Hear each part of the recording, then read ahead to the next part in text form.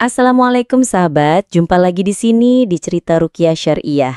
Sebelum kita dengarkan cerita, ada baiknya subscribe, like, share, dan komen dulu agar saya tambah bersemangat berceritanya. Basura bukan pemuda biasa. Di balik sorot matanya yang tenang, tersimpan bara impian yang tak pernah padam. Ia tumbuh di sebuah kampung kecil di pinggiran kota, di mana cerita tentang kesaktian, karomah, dan ilmu batin menjadi bagian dari warisan lisan yang diwariskan turun-temurun. Sejak kecil, ia terpesona oleh kisah-kisah orang sakti yang mampu melihat hal gaib, menyembuhkan orang sakit, bahkan menundukkan makhluk halus dengan satu bacaan. Impian itu tumbuh bersamaan dengan rasa haus akan kekuatan. Bukan kekuatan untuk menindas, tapi untuk melindungi, untuk dihormati, untuk menjadi seseorang yang tak bisa diremehkan. Ia ingin menjadi sakti. Sakti yang bisa membaca isi hati, menemukan benda hilang, dan tahu apa yang tersembunyi di balik wajah manusia. Basura mulai mencari guru. Ia mendatangi orang-orang tua yang dikenal memiliki ilmu, bertanya tentang amalan, tentang wirid, tentang jalan menuju kesaktian. Sebagian menolak, sebagian memberi petunjuk samar. Hingga suatu malam, ia bertemu dengan seorang lelaki tua di surau tua yang hampir roboh. Lelaki itu memberinya amalan, Ya Kohar dan Ya Jabar. Masing-masing harus dibaca 10.000 kali sehari, selama 7 hari berturut-turut, tanpa putus. Ini bukan amalan sembarangan, kata lelaki itu. Jika niatmu lurus, Allah akan bukakan jalan. Tapi jika niatmu bengkok, yang datang bukan malaikat. Basura mengangguk. Tapi dalam hatinya, ia hanya ingin menjadi sakti. Ia tak peduli apakah itu karomah atau bukan. Ia ingin hasil. Hari pertama, ia mulai membaca. Mulutnya komat kamit dari subuh hingga larut malam. Lidahnya kering, tenggorokannya perih, tapi ia teruskan. Hari kedua, tubuhnya mulai lemas. Tapi ia merasa ada sesuatu yang bergerak di dalam dirinya. Seperti aliran energi yang belum pernah ia rasakan sebelumnya. Hari ketiga, sesuatu berubah. Ia bisa merasakan emosi orang lain. Ia tahu siapa yang sedang marah, siapa yang sedang berbohong, hanya dengan melihat mata mereka. Ia menemukan cincin ibunya yang hilang sejak 2 bulan lalu, hanya dengan menutup mata dan mengikuti bisikan dalam pikirannya. Basura terkejut, tapi juga senang. Ia merasa doanya dikabulkan. Ia merasa sakti. Hari keempat hingga ketujuh, kemampuannya semakin berkembang. Ia bisa melihat bayangan-bayangan yang tak terlihat oleh orang lain. Ia tahu keberadaan seseorang, meski orang itu berada di negeri seberang.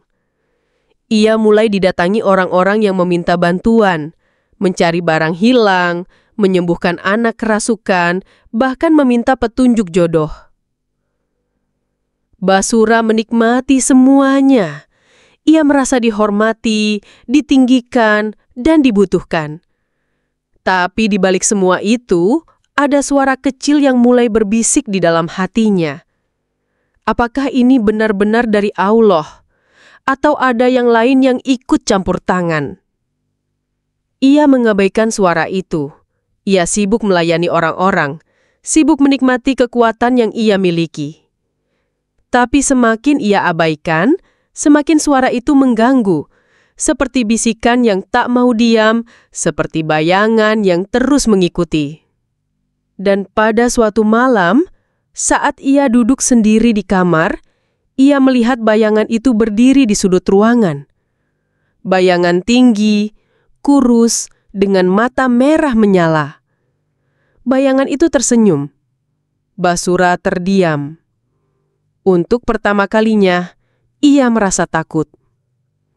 Impian yang dulu membakar langit, kini mulai membakar dirinya sendiri. Hari ketiga wirid, Basura bangun dengan tubuh yang terasa ringan.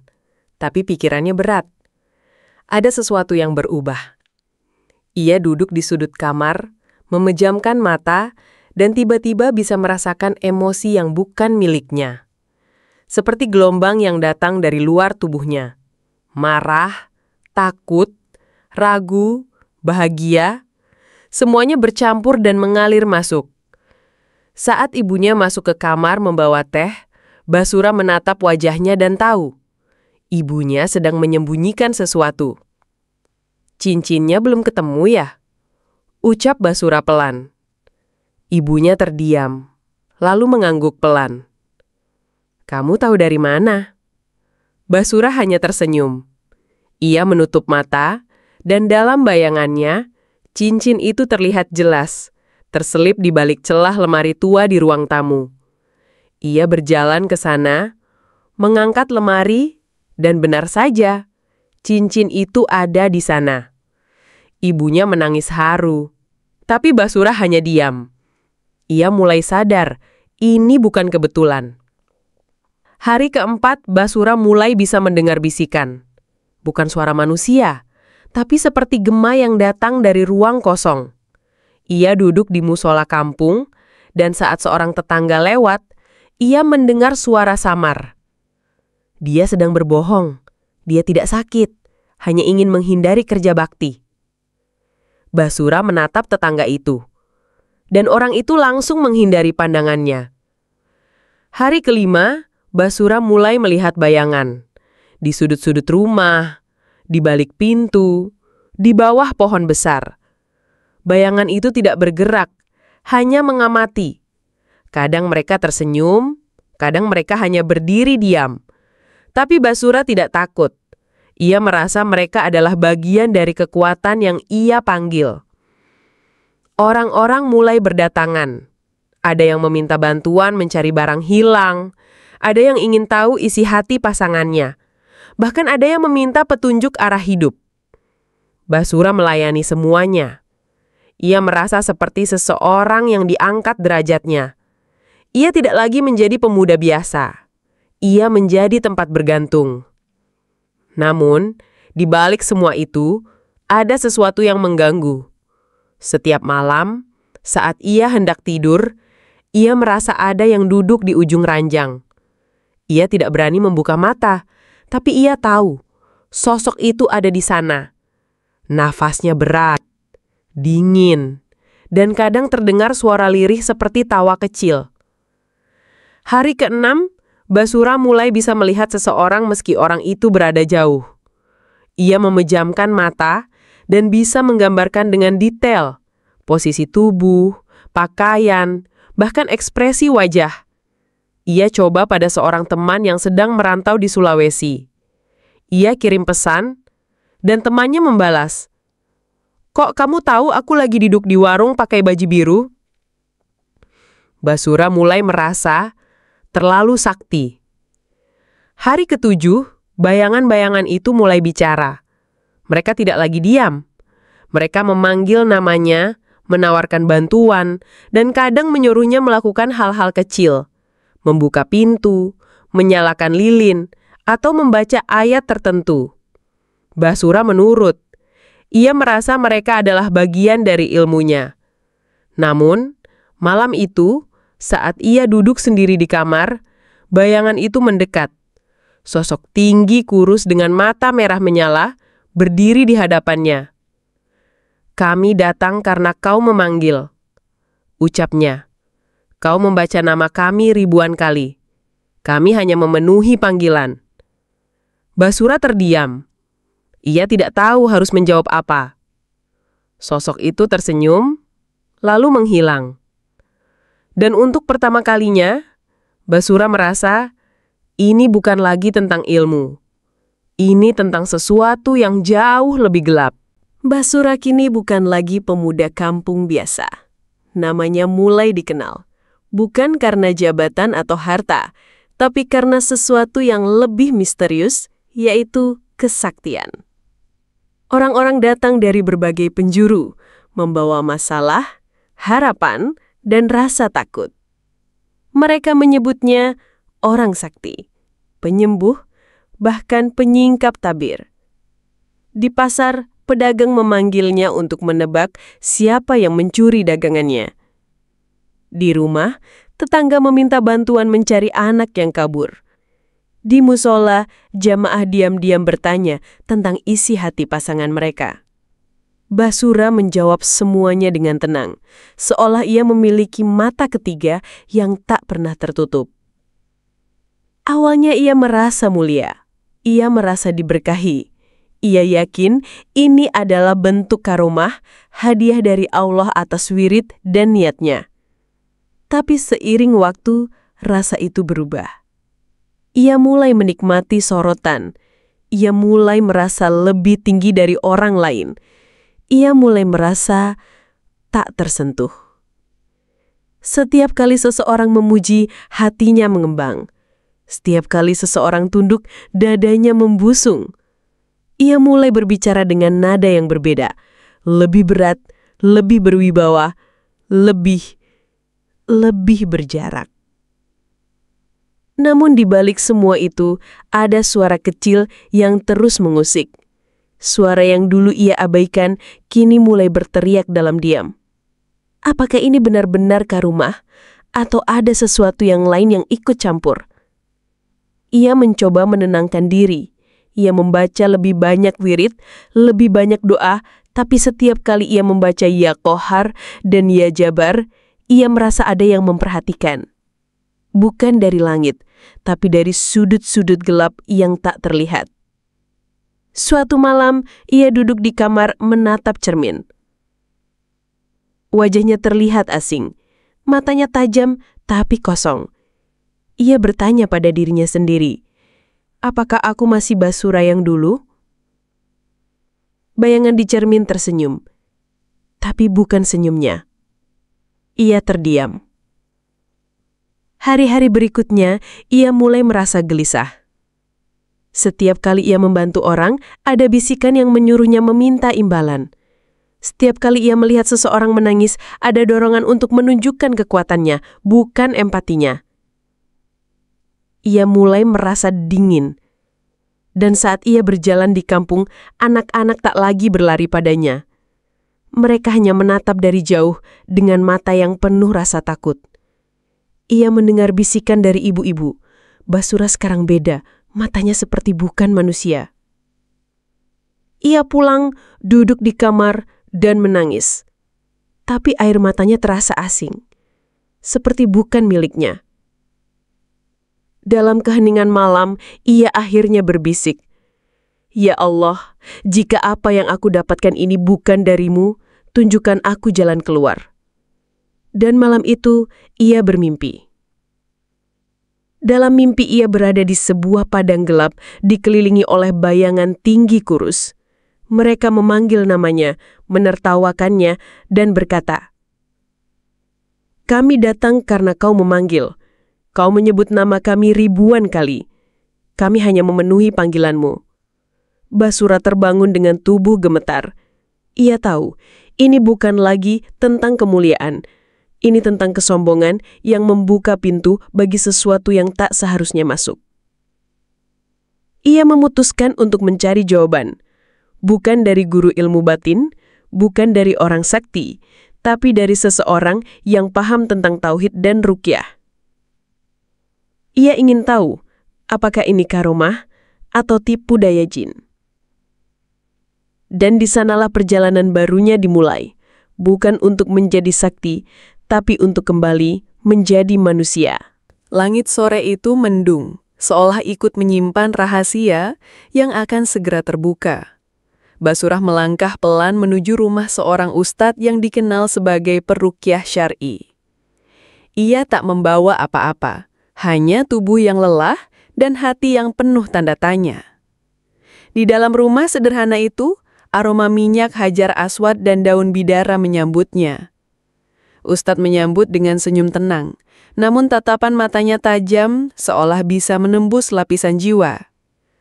"Apa yang kau rasakan?" tanya Ustadz. Basura terdiam sejenak. "Saya tidak tahu apakah ini karomah atau sesuatu yang lain. Saya bisa melihat, mendengar, tahu hal-hal yang tak seharusnya saya tahu. Tapi saya juga merasa ada yang mengintai saya." Ustadz mengangguk pelan. Kita akan lihat. Duduklah dan niatkan untuk mencari kebenaran, bukan mempertahankan kesaktian. Basurah duduk bersila. Ustadz mulai membaca ayat-ayat ruqyah, Al-Fatihah, ayat kursi, Al-A'raf, Al-Mu'minun, dan potongan-potongan dari Al-Baqarah. Suaranya lantang, ritmis, dan penuh keyakinan. Awalnya, Basurah hanya merasa hangat di dada. Tapi setelah beberapa menit, tubuhnya mulai bergetar. Nafasnya berat, matanya memejam, tapi kelopak itu bergetar hebat. Tangan kanannya mengepal, dan dari mulutnya keluar suara yang bukan miliknya. "Berhenti, berhenti! Jangan kau ganggu kami. Kami ada di tubuhnya karena kami dipanggilnya. Dia sudah memanggil kami. Kami datang karena dia menyebut nama kami ribuan kali." Ustadz tetap tenang. "Siapa kalian?" "Kami Kohar dan Jabar. Dia membaca nama kami, memanggil kami dengan wirid ribuan kali dan kami datang. Kami hanya memenuhi panggilan. Apakah kami salah?" Suara itu bergema, seperti dua suara yang saling bersahutan dari dalam tubuh Basurah. Ustadz menarik nafas dalam. "Kalian tetap salah. Kalian datang bukan atas izin Allah, tapi atas niat yang bengkok. Kalian memberinya kekuatan, lalu menanam kesombongan. Kalian membuatnya lupa diri, lupa kepada keesaan Allah." Tubuh Basurah mulai menggeliat. Suara itu kembali berteriak, "Kami hanya membantu, kami memberi apa yang dia inginkan." "Tapi kalian menyesatkannya," jawab Ustadz tegas. "Kalian bukan karomah, kalian adalah tipuan baginya. Dan sekarang, atas izin Allah, kalian harus keluar." Ustadz melanjutkan bacaan. Suara dari tubuh Basurah berubah menjadi jeritan. Tubuhnya terangkat sedikit, lalu jatuh kembali. Keringat membasahi wajahnya. Matanya terbuka, tapi pandangannya kosong. Mulutnya mengucap kata-kata tak jelas, lalu terdiam. Setelah hampir 1 jam, tubuh Basurah tenang. Ia menangis. Bukan karena sakit, tapi karena sadar. Sadar bahwa selama ini ia hidup dalam ilusi. Sadar bahwa kekuatan yang ia banggakan bukanlah karomah dari Allah, tapi tipuan jin. Ustadz menatapnya lembut. Ilmu itu bukan hanya tentang kemampuan, tapi tentang sumbernya. Jika sumbernya gelap, maka cahaya yang kau lihat hanyalah fatamorgana. Basurah mengangguk pelan. "Saya ingin kembali, saya ingin bersih lagi, Ustadz," kata Basurah. Ustadz tersenyum. "Maka mulai hari ini, niatkan untuk mencari ridho Allah, bukan kekuatan. Karena yang benar akan datang dengan cahaya, bukan dengan bayangan." Di luar, hujan mulai turun. Seolah langit pun ikut membersihkan. Tabir telah terkoyak, dan Basurah tahu jalan pulangnya baru saja dimulai. Sejak malam ruqyah itu, Basurah tak lagi sama. Tubuhnya terasa ringan, tapi jiwanya seperti baru saja keluar dari medan perang. Ia tahu jin Kohar dan Jabar telah terusir, tapi bekas kehadiran mereka masih membekas, seperti bayangan yang tertinggal di dinding hati. Hari-hari pertama setelah ruqyah, Basurah memilih menyendiri. Ia tak lagi menerima tamu, tak lagi menjawab pertanyaan orang-orang yang datang meminta bantuan. Ia hanya duduk di kamar, membaca Al-Quran, berzikir, dan mencoba memahami ulang makna dari semua yang telah terjadi. Namun, godaan itu tak hilang begitu saja. Suatu malam, seorang tetangga datang tergesa-gesa. Anaknya hilang sejak sore, dan ia tahu hanya satu orang yang bisa menemukannya, Basurah. "Aku mohon, bantu aku. Kau pasti bisa tahu di mana anakku berada," katanya dengan mata memerah. Basurah terdiam. Ia tahu, jika ia memejamkan mata dan membuka pintu itu lagi, ia mungkin bisa melihat. Tapi ia juga tahu, pintu itu bukan milik karomah. Itu pintu yang dulu dibuka oleh jin. "Aku sudah tidak bisa," jawab Basurah pelan. Tetangga itu menatapnya kecewa. "Dulu kau bisa, sekarang kau hanya menolak. Aku akan bayar sesuai keinginanmu. Tolong aku." Basurah menunduk. Ia merasa bersalah, tapi juga takut. Takut bahwa sekali ia membuka kembali kemampuan itu, jin yang dulu terusir akan kembali. Mereka tak pernah benar-benar pergi. Mereka hanya menunggu celah. Beberapa hari kemudian, seorang pemuda datang membawa uang. "Saya ingin tahu siapa yang mencuri motor saya. Saya akan bayar berapapun." Basura menolak lagi. Tapi malam itu, ia bermimpi. Dalam mimpi, ia melihat motor itu, lokasi pencurinya, bahkan wajahnya. Ia terbangun dengan keringat dingin. Apakah itu petunjuk dari Allah atau bisikan lama yang kembali? Pertarungan dalam dirinya semakin sengit. Di satu sisi, ia ingin membantu. Ia ingin kembali menjadi sosok yang berguna, yang dihormati. Tapi di sisi lain, ia takut menjadi sombong lagi. Ia takut lupa bahwa semua ini bukan tentang kekuatan, tapi tentang keikhlasan. Ia mulai berkonsultasi dengan Ustadz Ruqyah. "Apakah kemampuan itu bisa kembali secara syar'i?" tanyanya. Ustadz menjawab, "Jika Allah mengendaki, karomah bisa datang. Tapi karomah tidak bisa dipanggil. Ia datang dengan keikhlasan, bukan dengan wirid yang dipaksakan. Dan jika kau masih merindukan kesaktian, itu tanda bahwa pintu lama belum kau tutup sepenuhnya."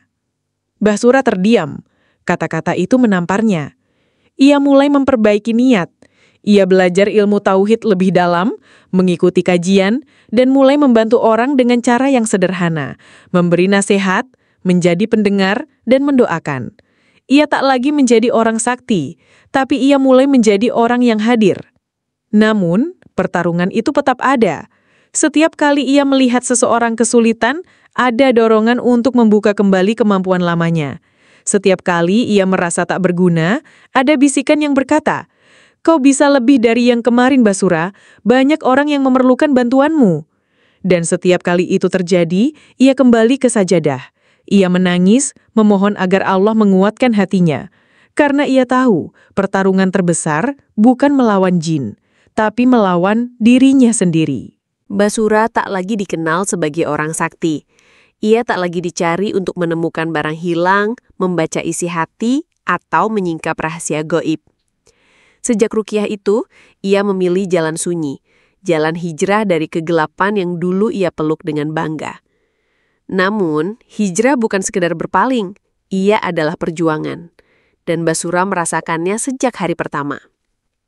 Di kampung, bisik-bisik mulai terdengar. "Basura sudah kehilangan ilmunya," kata sebagian. "Dulu sakti, sekarang hanya jadi orang biasa," kata yang lain.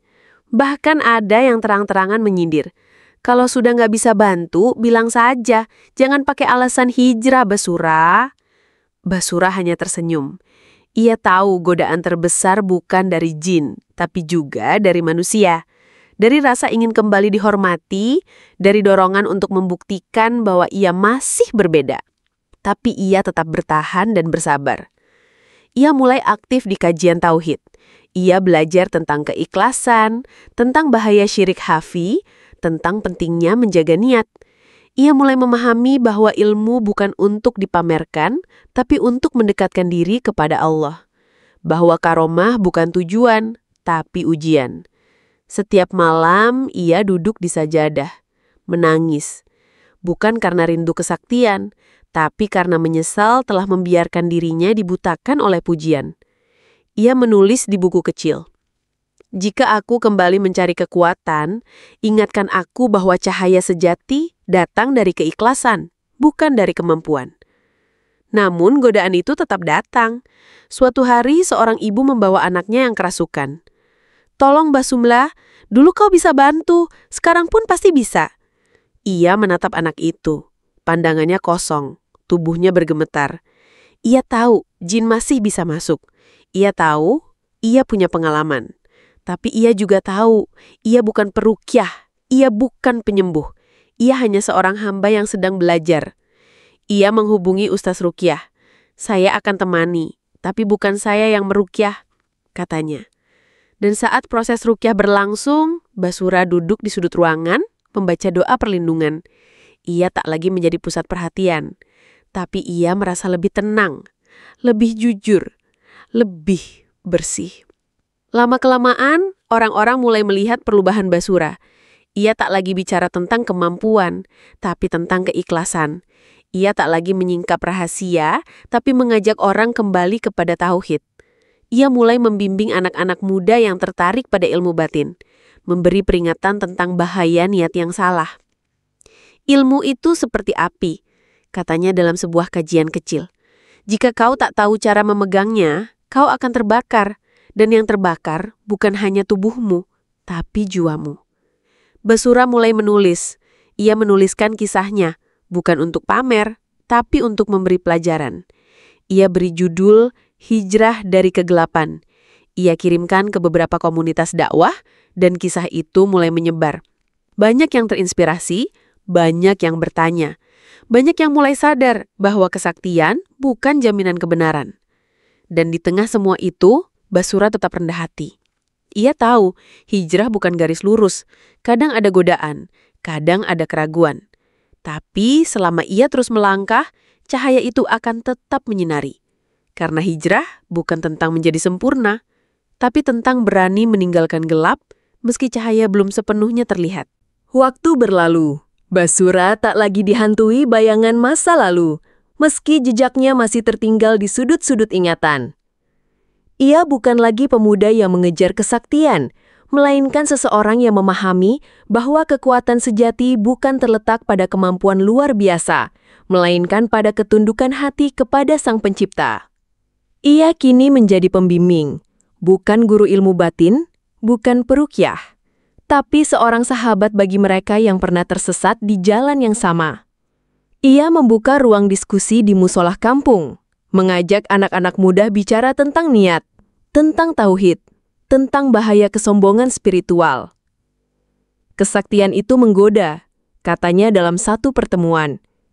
Ia membuat kita merasa lebih tinggi, lebih tahu, lebih dekat dengan Tuhan. Tapi jika niatnya salah, yang datang bukan malaikat, melainkan makhluk yang menyesatkan. Orang-orang mendengarkan. Sebagian terkejut, sebagian tersentuh. Ada yang menangis, mengaku pernah mencoba amalan serupa. Ada yang diam-diam membuang buku-buku ilmu batin yang dulu mereka simpan. Basura tak menghakimi. Ia tahu, setiap orang punya perjalanan. Ia hanya ingin menjadi cahaya kecil yang menuntun mereka keluar dari gelap. Ia mulai menulis lebih banyak. Kisahnya tersebar di grup dakwah, komunitas hijrah, bahkan di media sosial. Ia tak menyebut nama jin, tak memamerkan pengalaman mistis, tapi ia menekankan satu hal. Niat adalah pintu, dan pintu yang salah akan membawa tamu yang salah. Suatu hari, seorang pemuda datang dari kota. Wajahnya gelisah, matanya menyimpan ketakutan. Saya membaca Ya Kohar dan Ya Jabar seperti yang Anda tulis. Sekarang saya bisa melihat hal-hal aneh. Saya takut. Basura menatapnya dengan lembut. Tahu tidak sendiri, aku pernah di tempatmu. Tapi, kau harus tahu, yang datang bukan karena ayatnya, tapi karena niatmu. Pemuda itu menangis. Basura menghembeluknya, lalu mengajaknya bertemu Ustadz Ruqyah. Ia tak lagi merasa harus menyelesaikan semuanya sendiri. Ia tahu, cahaya bukan tentang menjadi pahlawan, tapi tentang menjadi penuntun. Di rumahnya Basura menggantung tulisan kecil di dinding. Jangan bangga karena bisa melihat yang tak terlihat. Banggalah jika kau tetap tunduk meski tak diberi penglihatan. Tulisan itu menjadi pengingat bahwa hijrah bukan akhir, tapi awal dari perjalanan panjang menuju keikhlasan. Dan meski godaan masih datang, pujian, permintaan bantuan, bahkan tawaran untuk mengembalikan kesaktiannya, Basura tetap teguh. Ia tahu, cahaya yang menuntun bukan yang menyilaukan, tapi yang menerangi jalan dengan tenang. Di akhir setiap malam, ia duduk di sajadah, memejamkan mata, dan berdoa. Ya Allah, jika aku pernah memanggil yang bukan darimu, ampuni aku. Jika aku pernah menikmati kekuatan yang bukan dari cahayamu, bersihkan aku. Dan jika aku pernah lupa bahwa engkaulah sumber segala kekuatan, ingatkan aku. Dengan lembut, tapi tegas. Basura kini bukan siapa-siapa, tapi justru dalam ketidaksiapaannya, ia menemukan makna. Ia bukan sakti, tapi ia selamat. Ia bukan luar biasa, tapi ia bersyukur. Dan dalam dunia yang penuh bayangan, ia memilih menjadi cahaya kecil yang tak menyilaukan, tapi cukup untuk menuntun satu jiwa keluar dari gelap.